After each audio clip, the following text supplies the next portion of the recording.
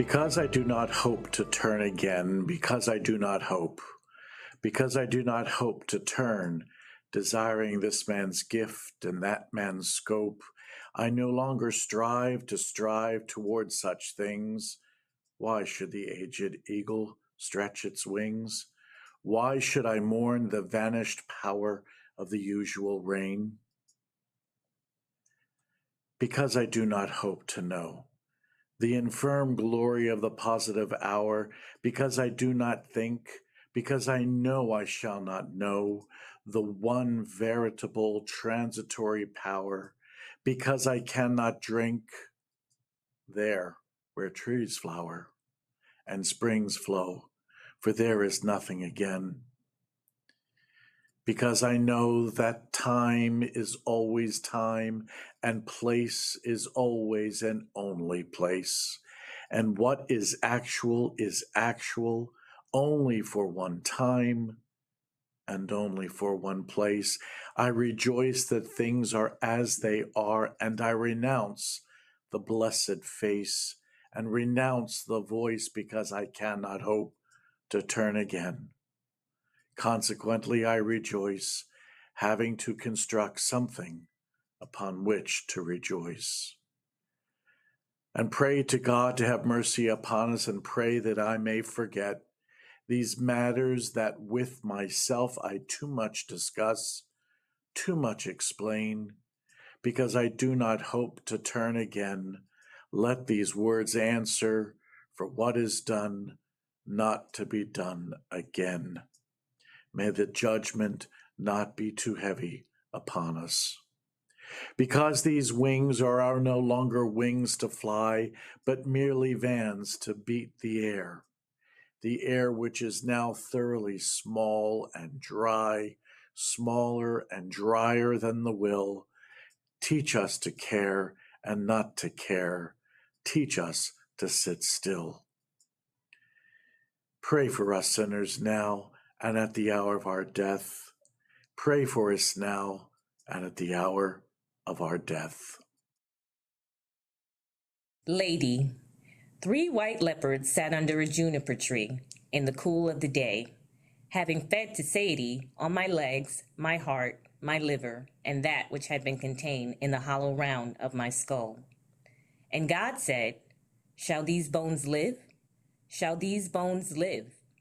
And that which had been contained in the bones, which were already dry, said, chirping, "Because of the goodness of this lady, and because of her loveliness, and because she honors the Virgin in meditation, we shine with brightness. And I, who am here dissembled, proffer my deeds to oblivion, and my love to the posterity of the desert and the fruit of the gourd. It is this which recovers my guts, the strings of my eyes, and the indigestible portions which the leopards reject. The lady is withdrawn in a white gown, to contemplation in a white gown. Let the whiteness of bones atone to forgetfulness. There is no life in them. As I am forgotten and would be forgotten, so I would forget, thus devoted, concentrated in purpose. And God said, "Prophesy to the wind only, for only the wind will listen." And the bones sang, chirping, with the burden of the grasshopper, saying, "Lady of silences, calm and distressed, torn and most whole, rose of memory, rose of forgetfulness, exhausted in life-giving, worried, reposeful. The single rose is now the garden, where all loves end. Terminate torment of love unsatisfied, the greater torment of love satisfied. End of the endless journey to no end.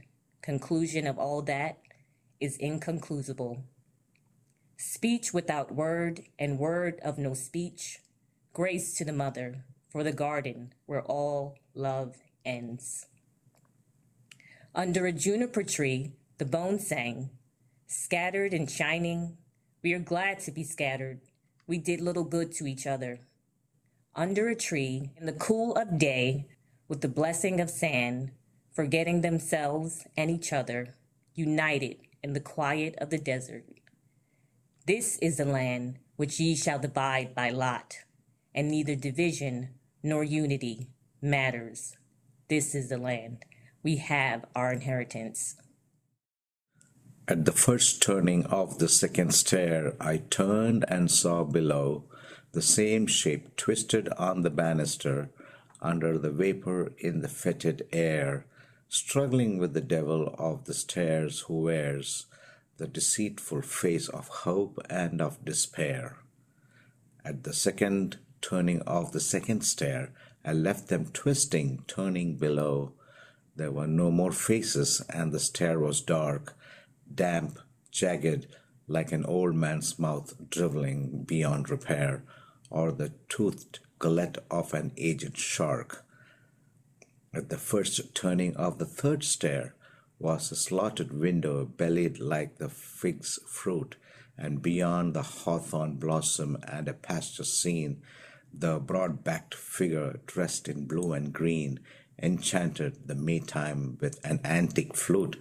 Blown hair is sweet, brown hair over the mouth blown, lilac and brown hair, distraction, music of the flute, stops and steps of the mind over the third stair, fading, strength beyond hope and despair, climbing the third stair. Lord, I am not worthy, Lord, I am not worthy, but speak the word only. Who walked between the violet and the violet, who walked between the various ranks of varied green, going in white and blue in Mary's color, talking of trivial things in ignorance and knowledge of eternal dollar, who moved among the others as they walked, who then made strong the fountains and made fresh the springs, made cool the dry rock and made firm the sand, in blue of larkspur, blue of Mary's color, Sovenia vos. Here are the years that walk between, bearing away the fiddles and the flutes, restoring one who moves in the time between sleep and waking, wearing, white light folded, sheathing about her, folded. The New Year's walk restoring, through a bright cloud of tears, the years restoring. With the new verse, the ancient rhyme, redeem the time, redeem the unread vision in the higher dream, while jeweled unicorns draw by the gilded hearse. The silent sister, veiled in white and blue, between the yews, behind the garden god, whose flute is breathless, bent her head and signed, but spoke no word.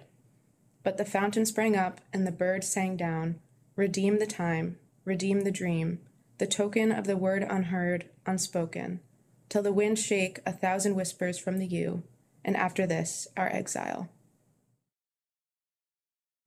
If the lost word is lost, if the spent word is spent, if the unheard, unspoken word is unspoken, unheard, still is the unspoken word, the word unheard, the word without a word, the word within the world and for the world. And the light shone in darkness, and against the word, the unstilled world still whirled, about the center of the silent word. O my people, what have I done unto thee? Where shall the word be found? Where will the word resound? Not here, there's not enough silence. Not on the sea or on the islands, not on the mainland, in the desert or the rainland. For those who walk in darkness, both in the daytime and in the nighttime, the right time and the right place are not here. No place of grace for those who avoid the face. No time to rejoice for those who walk among noise and deny the voice.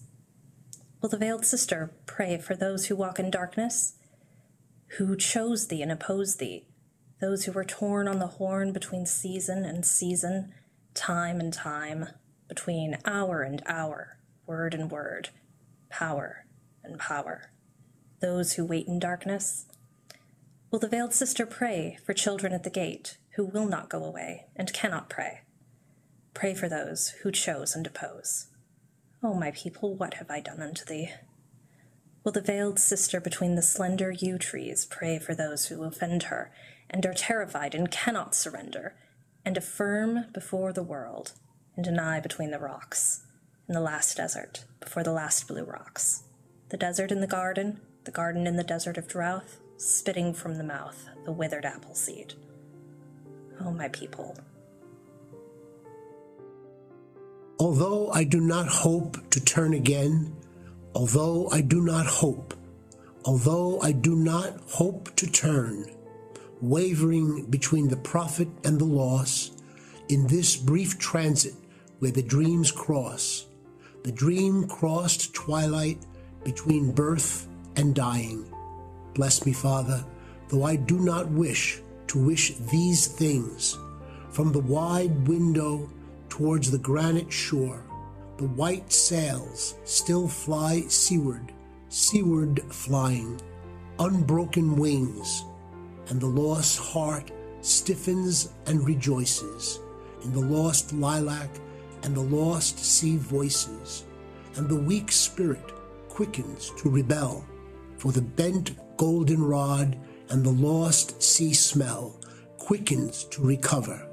The cry of quail and the whirling plover and the blind eye creates the empty forms between the ivory gates, and smell renews the salt savor of the sandy earth. This is the time of tension between dying and birth, the place of solitude where three dreams cross between blue rocks. But when the voices shaken from the yew tree drift away, let the other yew be shaken and reply. Blessed sister, holy mother, spirit of the fountain, spirit of the garden, suffer us not to mock ourselves with falsehood. Teach us to care and not to care. Teach us to sit still, even among these rocks, our peace in His will, and even among these rocks, sister, mother, and spirit of the river, spirit of the sea, suffer me not to be separated, and let my cry come unto Thee.